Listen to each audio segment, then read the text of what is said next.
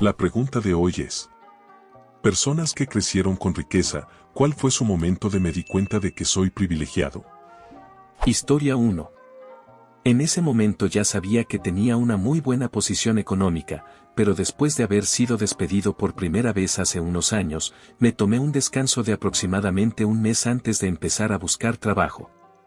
Estaba en la caja de autopago del supermercado junto a una mujer que pagaba con cupones de alimentos. Recientemente había recibido $100,000 de la herencia de mi abuela y de repente me golpeó la realidad: estoy desempleado, ni siquiera estoy intentando encontrar trabajo.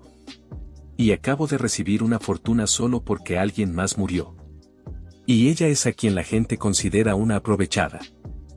Historia 2. Mis padres son ricos, pero crecí en un lugar donde muchos de los padres de mis compañeros eran increíblemente, absurdamente ricos, por lo que tenía una percepción muy distorsionada de la riqueza. Fue un gran despertar para mí cuando fui a la universidad. No tuve que pedir préstamos estudiantiles, mis padres simplemente pudieron pagarla, pero tenía amigos que, incluso con ayuda financiera, tenían que trabajar arduamente todo el año para cubrir el costo de la escuela. Me di cuenta bastante rápido de lo privilegiado que era y de que, en efecto, crecí con riqueza. Historia 3. Tengo un tío con dinero. De niño era un verdadero salvaje, tenía muchos problemas psicológicos y desde muy joven, a partir de los 11 años, tuve numerosos problemas legales. Pasé alrededor de 10 años entrando y saliendo de centros de detención juvenil y cárceles, con un montón de casos judiciales. Cada vez que iba a la corte, tenía un abogado privado. Y esos abogados peleaban por mí. No podían violar mis derechos porque mi abogado armaría un escándalo. No podían intentar intimidarme para que aceptara un acuerdo, sin importar si realmente había hecho algo o si era uno de los casos en los que fui falsamente acusado. Porque mis abogados contraatacaban y desafiaban al fiscal a llevar el caso a juicio, y, en general, el fiscal se echaba para atrás porque sabía que no podía probar esa acusación en particular. La razón por la que no terminé en prisión, a pesar de mis múltiples intentos, fue por los abogados. Mi tío también pagó una gran cantidad de dinero para meterme en programas de tratamiento y rehabilitación, me puso en una muy buena escuela, me consiguió consejeros, me dio todo lo que necesitaba y, gracias a él, salvé mi vida y terminé convirtiéndome en una persona normal y tranquila a mis 20 años. Conocí a tantas personas dentro del sistema que nunca tendrán nada de eso, personas que realmente necesitan ayuda y que nunca la recibirán. El sistema no hace nada para abordar las causas profundas de la criminalidad, no hace nada para prevenir la reincidencia. No hace nada. La corte no es más que un juego de ajedrez en una cinta transportadora y todos los días la gente es arruinada por el sistema. También quiero señalar que no estoy menospreciando a los defensores públicos. Hay muchos defensores públicos apasionados que hacen un trabajo excelente, pero tienen demasiados casos. No pueden dedicar un tiempo infinito a un solo caso porque simplemente no lo tienen. La defensa pública necesita mucho más financiamiento del que recibe. Historia 4. No crecí siendo rico. Éramos un hogar con un solo ingreso y mi papá ganaba alrededor de 30,000 al año durante la mayor parte de mi infancia, en los años 90. No estaba mal para esa época, pero éramos varios hermanos. Sin embargo, mis abuelos sí eran muy ricos. Mi papá trabajaba para ellos. Pero simplemente no le pagaban bien. Trabajo en finanzas y he visto sus antiguos recibos de pago, así que lo sé. Mi abuelo era un viejo testarudo.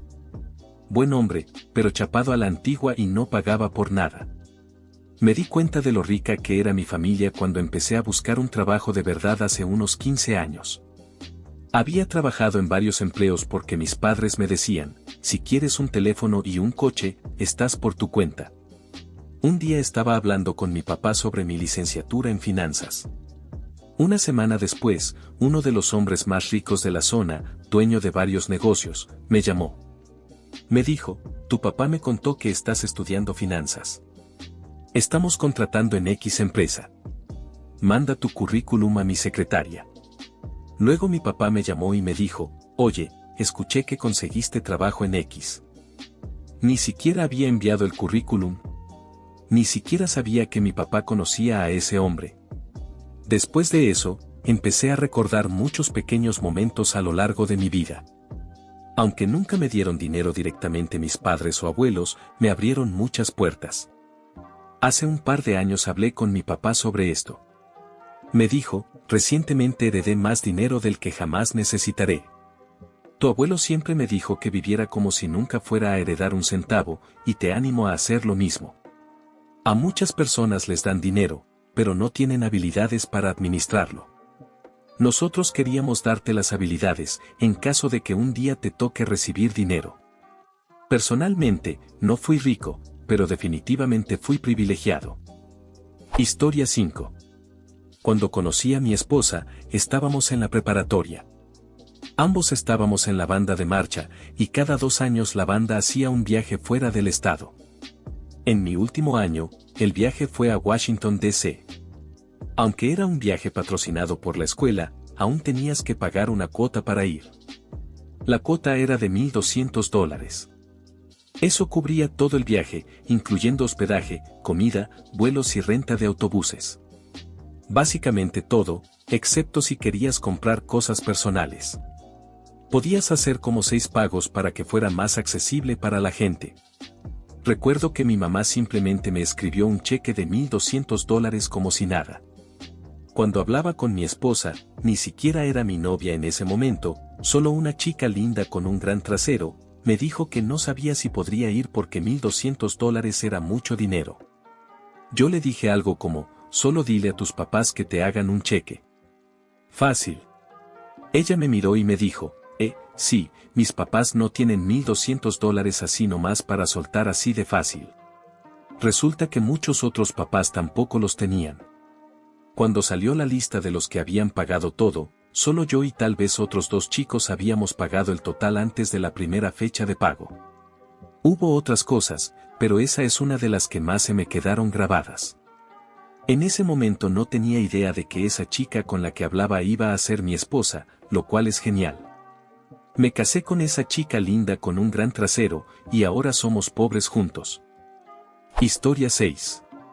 Cuando estaba en la preparatoria, tenía que hacer alrededor de 20 horas de servicio comunitario para la National Honor Society. Siempre me han encantado los niños, así que terminé siendo voluntaria en un refugio para mujeres y niños al que mi mamá siempre donaba nuestra ropa.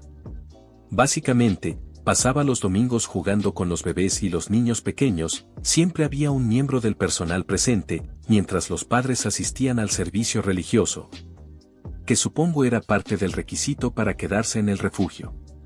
No lo recuerdo exactamente. Pero un domingo, una mamá vino a recoger a su bebé y estaba muy alterada.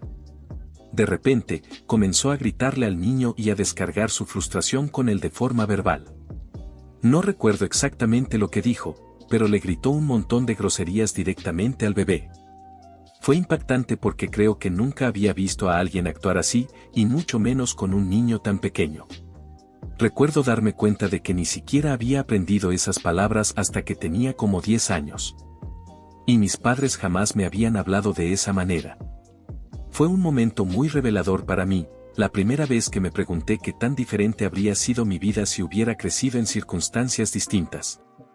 Yo tuve la suerte de ser criada en un hogar lleno de amor, con 2 padres amables y cariñosos. Esto no significa que la mamá que gritó a su hijo no fuera amorosa o buena madre. Tal vez lo era y solo la vi en un mal día. Quiero pensar que sí. Pero fue un momento que me abrió los ojos. Hay niños que sí pasan por eso y cosas peores durante toda su infancia, mientras que yo nunca tuve que soportar ni un segundo de maltrato. Me hizo darme cuenta de lo preparada que estuve para el éxito debido a factores completamente fuera de mi control. Y tal vez esa sea la definición de privilegio. Historia 7. Tuve una infancia bastante idílica, como sacada de un programa de televisión, escuelas privadas, campamento de verano con estadía, practicaba todos los deportes, participaba en todas las actividades, etc. En realidad, pensaba que éramos una familia promedio, de clase media. No hacíamos grandes viajes de vacaciones, generalmente solo fines de semana largos en nuestra casa de golf, a un par de horas de la ciudad, y todos a mi alrededor estaban más o menos en el mismo nivel. Esquiaba todos los fines de semana en invierno, pero todos los demás también lo hacían. Vivíamos en una casa adosada que parecía modesta en la ciudad, mis padres trabajaban y no pertenecíamos a un club de campo. En comparación, varios de mis primos se iban de vacaciones largas y vivían en mansiones en barrios históricos. La única vacación larga que había tenido fue de 2 semanas en Longboat Key, un lugar que nadie parecía conocer. En mi último año de secundaria, 2 maestros en momentos distintos tuvieron colapsos en clase, quejándose de lo desconectados de la realidad y privilegiados que éramos. Creo que fue entonces cuando finalmente me puse a observar mi entorno y pensé, oh, tal vez esto no sea tan normal. Como dato aparte, más tarde me di cuenta de que la razón por la que no tomábamos muchas vacaciones era porque mi padre era un corredor de materias primas. Hasta que se jubiló, rara vez se tomaba un día libre, a menos que estuviera gravemente enfermo. Mi madre, que era abogada, también trabajaba mucho. Ahora están compensando el tiempo perdido. Historia 8. Tenía una vaga idea de mi privilegio cuando entré a la preparatoria, pero no me cayó realmente el 20 hasta mi último año. Un día, fui a comprar ropa de segunda mano con 2 amigos que había hecho recientemente. Hasta ese momento, lo más parecido que había hecho a thrifting era comprar en esas boutiques de segunda mano más exclusivas, así que fui un poco más quisquilloso con lo que elegía. Ellos lo notaron y me preguntaron por qué, y les dije que simplemente no me veía usando muchas de esas cosas porque no parecían de buena calidad. Un par de meses después, fuimos de compras para la escuela y entramos a Nordstrom. Les conté cómo mi mamá me había llevado ahí desde que era niño y que aprendí a comprar ropa viéndola a ella. Durante toda la compra, estuve comentando sobre cómo quedaban ciertas prendas, la calidad de los materiales y cuánto durarían, hasta que mis amigos me dijeron, ok, ahora sí estás hablando súper fresa. Ese día compré un abrigo de $250, algunos suéteres y una sudadera que me gustó, y la cuenta total fue de unos $600. Mis amigos se quedaron impactados de que hubiera gastado tanto en solo 5 o 6 prendas. Ahí fue cuando realmente me di cuenta de la diferencia entre mi situación y la de ellos. Seguimos siendo muy buenos amigos y hemos desarrollado una relación bastante equilibrada. Ellos me avisan cuando estoy siendo demasiado snob, y yo les ayudo a identificar cuando algo realmente vale la pena o no su dinero. Historia 9. Cuando tenía 15 años, me enviaron a un internado en el Reino Unido, lo cual, siendo extranjero, costaba alrededor de 60.000 libras esterlinas al año. La mayoría, aunque no todos, de mis compañeros de clase y escuela eran hijos de militares, así que estaban ahí gratis o con matrículas fuertemente subsidiadas. Recibía una cantidad obscena de dinero para gastar, y una de las chicas de mi año casi se quedó con la boca abierta cuando me pidió 10 libras y yo simplemente se los di sin esperar que me los devolviera. Otra vez, estaba en el supermercado y le dije al cajero que se quedara con el cambio de 20 peniques. Detrás de mí había un grupo de estudiantes de otra escuela, y se quedaron literalmente boquiabiertos, pasaron 5 minutos perdiendo la cabeza por eso. También recuerdo haber visto a mi compañero de cuarto recibir una sola moneda de 2 libras por correo de sus padres. Tenía un Rolex de Idate mientras estuve en la escuela, pero nadie sabía qué era. Cuando finalmente se enteraron, se volvieron locos. Mi padre solía visitarme con mucha frecuencia, y la gente se quedaba atónita al saber que gastaba entre 2.000 y 3.000 libras en vuelos 3 o 4 veces al mes. Cada vez que venía, me llevaba a cenar y hasta a Londres. Mi escuela estaba en el condado de Durham, mientras que mis compañeros consideraban una cena de 8 libras en un restaurante de curry un lujo. Siempre que estaba con amigos y mi padre aparecía, insistía en invitarlos a todos a cenar y comprarles comida. Incluso llevó a mis amigos de viaje los fines de semana e incluso los voló a mi país de origen para las vacaciones de verano o simplemente por un fin de semana aleatorio. Ahora hago lo mismo por mi mejor amigo, que lamentablemente no tiene la misma situación privilegiada. Pensaba que el hecho de que mis padres tuvieran una casa de playa en Francia, casas en las montañas en los Dolomitas y en Suiza, 2 en Miami y una en Londres no era nada del otro mundo. Sabía que no era algo normal, pero tampoco me parecía algo extraordinario. Todos mis amigos con los que crecí, antes de ir al Reino Unido, estaban más o menos en la misma situación. Tengo muchas más historias, pero no quiero aburrir a nadie. Solo estoy agradecido por la hermosa y privilegiada infancia que mis padres me dieron. Mi padre fue un hombre increíble.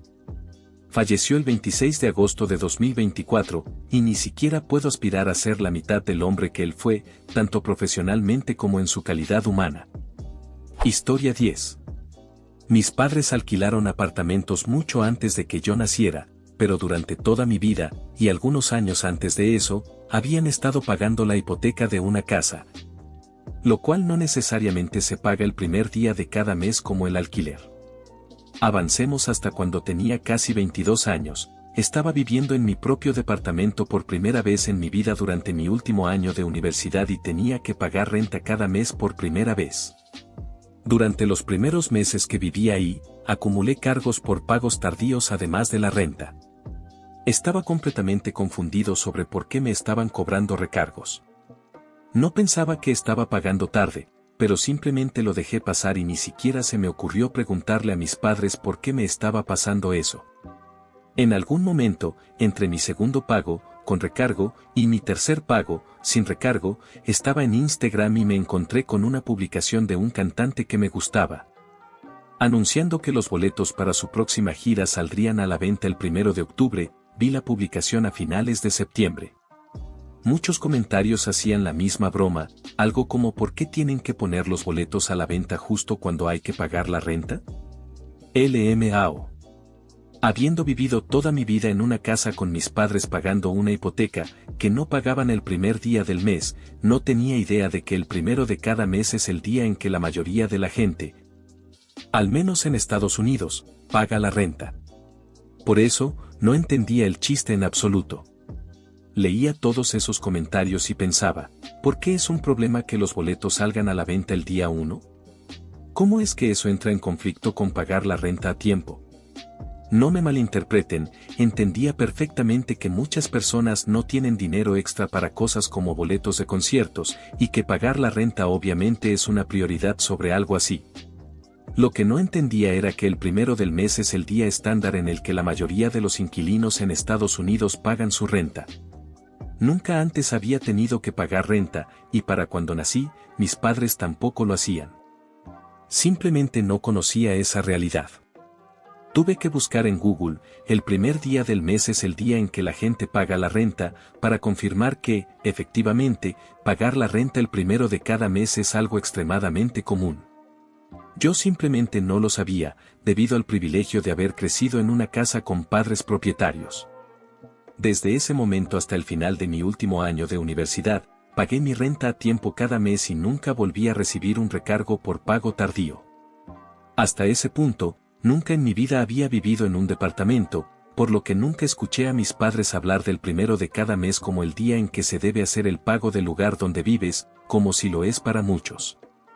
Al crecer, mis padres y yo no éramos ricos en absoluto, pero tampoco éramos pobres ni estábamos en una situación precaria. Ambos tenían trabajos bien pagados, ahora están jubilados, otro privilegio más, nunca tuvimos que preocuparnos por cómo pagar nuestra próxima comida y, en general, siempre pudieron brindarme todo lo necesario. De niño, si les pedía algo, rara vez me decían que no por cuestiones económicas. Tengo casi cero recuerdos de mi infancia en los que mis padres estuvieran estresados por dinero, simplemente porque casi nunca tuvieron algo relacionado con dinero de qué preocuparse. Éramos sólidamente clase media. No digo que crecí con una gran riqueza, como se menciona en el post original. Pero sin duda me beneficié de los privilegios de crecer en una familia de clase media, con dos padres que eran dueños de su casa y que nunca tuvieron que preocuparse por llegar a la renta el primer día del mes. Después de ver esa publicación sobre los boletos de concierto y recurrir a Google para entenderla, fue un gran despertar para mí darme cuenta de esta realidad cotidiana, y muchas veces estresante, para millones de personas. Una realidad de la que yo había estado completamente ajeno hasta ese momento. Me quedé sentado un rato, procesando lo que acababa de aprender. Ese momento me hizo darme cuenta de que, en realidad, era mucho más privilegiado de lo que jamás había pensado. Historia 11. No vengo de una familia rica, pero sí de un país estable, próspero e igualitario, con una alta movilidad social. De hecho, cuando era adolescente, se me consideraba de clase baja en mi país. Mi madre quedó semiparalizada durante muchos años después de que un golpe le colapsara el cuello, y mi hermano era un drogadicto sin rumbo, mientras que mi padre trabajaba en un empleo manual. Teníamos un hogar, comida en la mesa y mi madre recibía distintas formas de ayuda del gobierno. Desde los 13 años trabajé mientras estudiaba para poder viajar por Europa cada vez que tenía la oportunidad. Lo hacía al estilo Ovo, durmiendo en sofás, trenes y playas. Nunca se me ocurrió pensar en el privilegio que tenía, que mi salario por hora a los 13 años podría haber sido comparable al de un trabajador manual en España o Portugal. Que mi pasaporte de la UE significaba que podía viajar sin problemas. Me di cuenta cuando supe que un amigo viajó en bicicleta desde España hasta Dinamarca por una oportunidad de trabajo. No lo hizo por la aventura, sino porque no podía permitirse pagar un vuelo ni un lugar donde vivir. O cuando trabajé como asistente para personas con discapacidad. En mi país, si no puedes vivir solo, recibes asistencia a las 24/7 en tu propia casa. Incluso los familiares pueden recibir un salario por cuidar a sus seres queridos enfermos, convirtiéndose en sus cuidadores oficiales. Muchos amigos internacionales se sorprendían de que esto existiera. En muchos países, es la propia familia la que tiene que arreglárselas para trabajar a tiempo completo, alimentar, cambiar pañales y medicar a sus seres queridos sin ningún tipo de apoyo. La mayoría de mis amigos de otros países envían dinero a sus familias y les compran cosas caras, aunque apenas puedan sobrevivir en el país o la ciudad costosa en la que viven. También tengo amigos fuera de la UE que han vivido de cerca la muerte, la guerra, la pobreza y la corrupción. Que han servido en el ejército porque no tenían otra opción. Que, hasta que logran obtener la ciudadanía del país europeo donde residen, viven con el miedo constante de ser despedidos, porque eso podría afectar su solicitud o su visa actual. No pueden, por ejemplo, mudarse a otro país, porque sería demasiado arriesgado para su futura solicitud de ciudadanía. Todo esto me hizo abrir los ojos y darme cuenta del privilegio que siempre tuve sin siquiera notarlo. Historia 12. Aquí está el otro lado de la pregunta. Fui a la casa de un amigo y, cuando llegamos, vi que tenía una pared entera de vidrio y en esa habitación solo había un piano de cola. La casa era enorme. Fui a la casa de otro amigo que tenía bocinas que iban desde el suelo hasta casi el techo. El piso era de madera y esa era la sala de escucha y baile. Y esta fue la que me voló la cabeza. Fui a la casa de otro amigo en los Hamptons, en Long Island. Era su casa de verano en la playa y tenía una piscina de concreto. Una escalera enorme conducía al segundo piso y tenían un chef personal. Había música en vivo para una cena elegante. Yo no estaba invitado a la fiesta, pero al menos pude escuchar la música. Crecí en una familia de clase media baja y pensaba que estábamos bien. Pero después de ver eso, las casas tan bonitas y todas las cosas que tenían, mi mente de adolescente entendió que, a sus ojos, nosotros éramos pobres. Un detalle aparte que recuerdo es que, cuando salíamos a comer, la gente simplemente pedía lo que quería, y yo estaba preocupadísimo por cuánto costaría mi hamburguesa en el restaurante. Era mejor que McDonald's, pero tampoco era un lugar súper elegante, solo un restaurante de hamburguesas local. Y mientras yo revisaba los precios, todos los demás simplemente pedían sin siquiera mirarlos. Entonces, ¿cómo descubrí todo esto? La mamá de un amigo tuvo mucho éxito en bienes raíces y se mudaron a una zona rica. Seguimos siendo amigos, así que, de vez en cuando, me juntaba con sus nuevos amigos. Al chico con la casa de verano lo conocí en un concierto. Nos gustaba la misma banda y empezamos a platicar. No tenía idea de que su familia era ultra rica, pero él era un buen tipo. Nunca sentí que me mirara por encima del hombro ni nada por el estilo. Lo curioso es que esto probablemente fue solo una pequeña muestra de ese estilo de vida. Estoy seguro de que hay personas ultra mega ricas con las que ni siquiera interactuaría porque van a lugares en los que ni siquiera podría permitirme entrar. Historia 13. Lo mío fue más sutil. Crecí en una familia de clase media alta, pero después de la muerte de mi madre, fui abandonado y pasé un tiempo siendo un adolescente sin hogar. Mi padre nunca quiso hijos.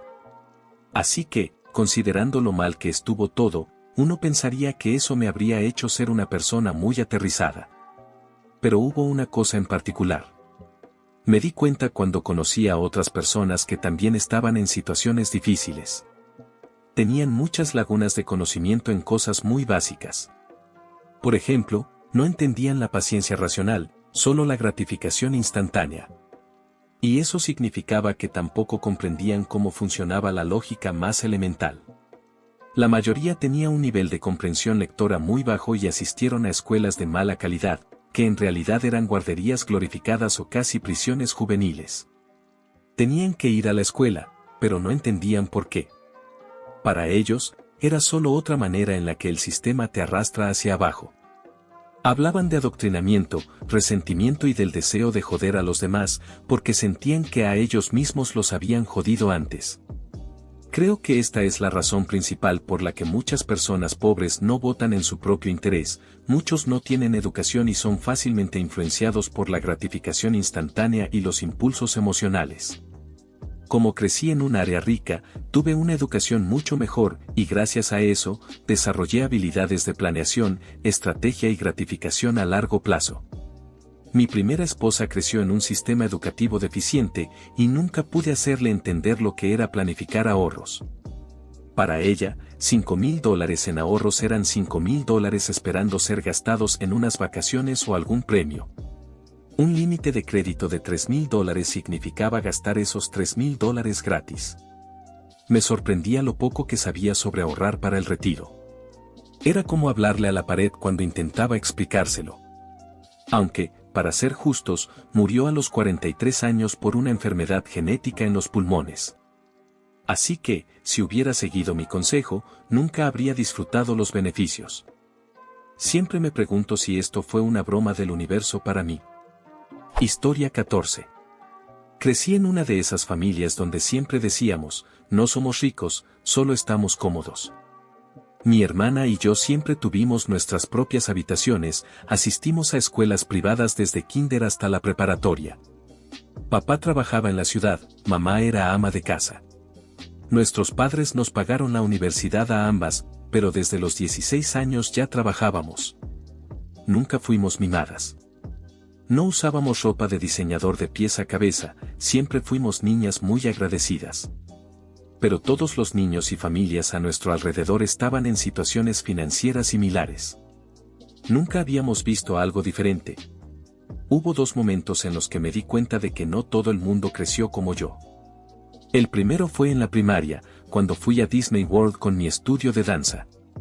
Para dar contexto, mi familia tenía una membresía de tiempo compartido con los hoteles Marriott, así que cada año íbamos de vacaciones, casi siempre a Disney, porque éramos niños. Y nos hospedábamos en una suite de 2 habitaciones con sala y cocina completa. Pero en este viaje con mi estudio de danza, todos nos quedamos en el hotel que el estudio reservó en grupo. Creo que era el Pop Century, tal vez. Recuerdo entrar a la habitación del hotel, ver las típicas 2 camas queen, voltear a mis padres y decirles: espera, ¿dónde está la cocina? El segundo momento fue en la preparatoria. Acababa de empezar a salir con un chico que estudiaba en la escuela pública de la ciudad.